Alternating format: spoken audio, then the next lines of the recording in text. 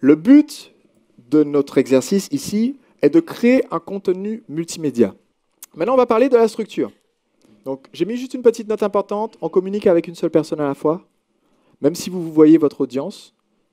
Je vous déconseille de tutoyer votre audience en vidéo parce que, imaginez la télévision en fait. Il n'y a pas beaucoup de chaînes, ça dépend de votre audience en fait, hein, mais il n'y a pas beaucoup de chaînes de télé qui tutoient la personne qui regarde la télévision.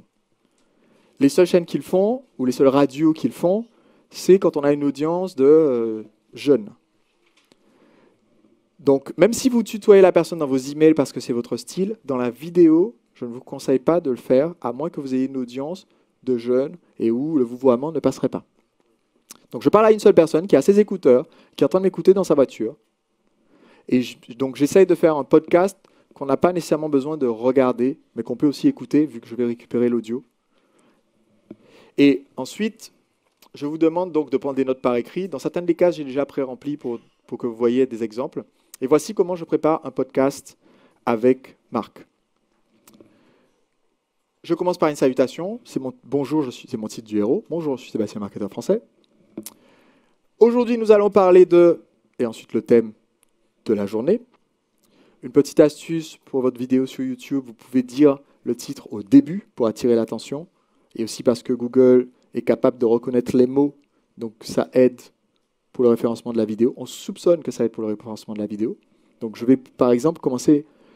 Doubler les conversions de votre message de vente. Bonjour, je suis Sébastien, marketeur français, et dans cet épisode du podcast Entrepreneur Libre, je vais vous apprendre comment doubler les conversions de votre message de vente. Je le dis 2 fois, mais je le dis aussi au tout début de la vidéo. Je mentionne mon invité si j'ai un invité. Aujourd'hui, je suis avec un tel et on va faire ceci, cela. Et ici, je pose le décor et les personnages. Parce qu'au début, j'introduis mon thème avec une histoire.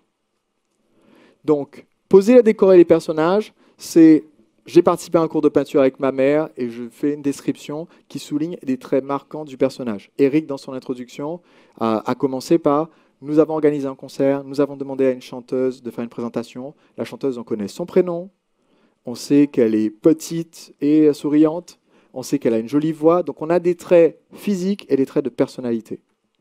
C'est un petit détail, mais ça donne de la véracité aux histoires que vous racontez, que de toujours donner un trait physique, un prénom et un trait de personnalité aux personnes dont vous parlez. Ne dites pas juste « un client m'a dit que mon produit était génial ».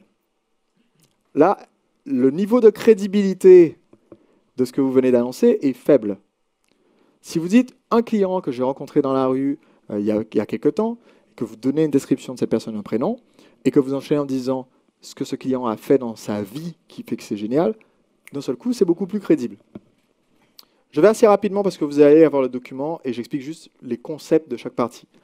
L'événement marquant ou le problème externe, c'est la raison pour laquelle vous faites ce podcast. Il y a eu un problème. À un moment donné, quelqu'un a eu un problème. Quelqu'un vous a appelé, un client vous a posé une question sur votre blog ou sur Facebook disant qu'il avait un problème. Il y a un problème, une manifestation extérieure du problème. Si vous dites juste avant, j'étais particulièrement heureux et j'ai continué à l'être et c'est le sujet de ce podcast. C'est pas hyper accrocheur. Comme thème de film, ça ne marche pas. Donc, il y a un problème, d'accord ? La voix de la chanteuse a défailli le jour où elle en avait le plus besoin, le jour du concert. Et ce problème a causé des émotions. Ces émotions sont, du coup, après avoir défailli, elle s'est sentie mal, c'était difficile pour elle, c'était difficile pour les autres. Et ça pose un plus large problème philosophique qui me ramène au terme du podcast. Quand je dis philosophique, c'est au niveau des idées.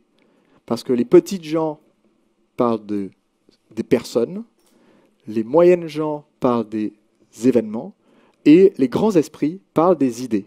Donc dans mon podcast, je pars d'une personne qui a eu un événement et j'amène ça au niveau des idées.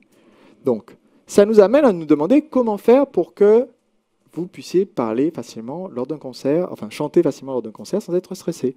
Et là, bam, c'est ce qu'on va voir juste après le générique. Si vous avez un générique, c'est là qu'on le met. Retour au concept d'aujourd'hui. Donc là, j'utilise la méthode MAIR, expliquée par David G. Donc très rapidement, j'ai créé de la motivation en expliquant pourquoi c'est important. Ensuite, j'ai fait une explication, le concept d'aujourd'hui, qu'est-ce que c'est ? Donc là, c'est le conseil d'Eric qui est il faut faire 2 filages. C'est quand même simple, c'est le quoi. Et ensuite, le comment. Pour découper facilement dans votre podcast, je vous conseille de faire ce comment en 3 parties. Ça peut être étape 1, étape 2, étape 3, s'il y a 3 choses à faire. Ou alors, ça va être le conseil. Donc, le conseil d'Eric, c'était vous devez faire 2 filages avant chaque concert. L'exemple. Nous avons organisé un concert avec nos nouveaux élèves et on leur a fait faire 2 filages. Du coup, ça s'est extrêmement bien passé. Et l'action immédiate. Donc voici ce que vous devez faire maintenant pour obtenir le résultat. Planifiez vos 2 filages maintenant par rapport à votre prochain concert. J'ai découpé en 3 parties, ce qui me permet d'être sûr d'avoir apporté suffisamment de valeur dans mon podcast. On a pris 10 minutes pour tourner le podcast d'Eric, ce qui veut dire qu'une fois monté, il va faire moins de 10 minutes. Il va probablement faire quelque part entre 4 minutes et 7 minutes, je ne sais pas, on verra bien au résultat final. Mais si vous faites une vidéo de 4 minutes où il y a beaucoup d'histoires ou beaucoup d'introductions, beaucoup de conclusions et de « allez voir ma conférence », mais que vous n'avez rempli qu'une petite case sur le conseil, vous risquez de juste passer sur le conseil en 2 secondes. Dire « le conseil, c'est de faire 2 filages ». Maintenant, si vous voulez avoir plus de conseils, achetez ma formation.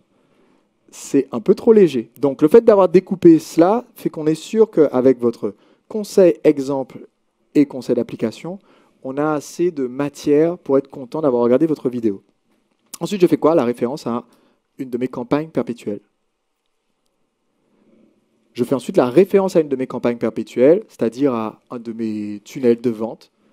Donc la webconférence gratuite, la série de vidéos gratuites de formation. Comme par hasard, à chaque podcast que je fais, il se trouve qu'en ce moment, je fais une série gratuite de vidéos de formation sur ce même sujet. C'est quand même beaucoup de chance, non?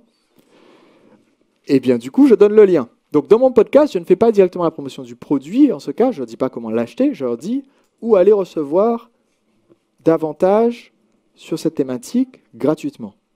Et vous remarquerez que j'ai 2 appels à l'action en fait dans mon podcast. Le premier est spécifique à la thématique en question et envoie vers mon toboggan.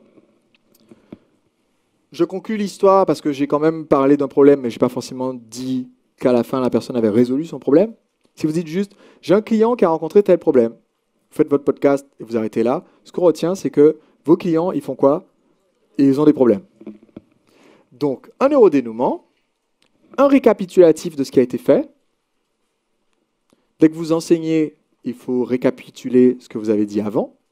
Donc, tout à l'heure, je vous ai montré comment planifier les contenus de vos podcasts. Là, je vous montre comment structurer le contenu de votre podcast. Et une fois que vous avez donné l'information, c'est important que vous récapituliez parce que ça rappelle aux gens ce qui s'est passé quelques minutes plus tôt. Est-ce que vous me suivez? Donc là, ce que je viens de faire, c'est de vous montrer comment récapituler. Est-ce que vous me suivez? Donc là, Donc, je récapitule ce qui a été enseigné pour qu'on se souvienne de la valeur qui a été donnée. Et ensuite, je fais ce qu'on appelle un cliffhanger, c'est-à-dire une annonce de ce qui vient après. Et j'annonce la semaine prochaine dans le podcast. Alors, c'est ce qu'avait gardé Eric dans son texte. Je l'ai changé avant qu'il présente en enlevant la semaine prochaine, puisque c'était ton premier podcast. Je ne sais pas quand tu vas publier le prochain. Donc, en attendant, pour le moment, tu dis juste, dans la prochaine vidéo, je vais partager sur tel thème.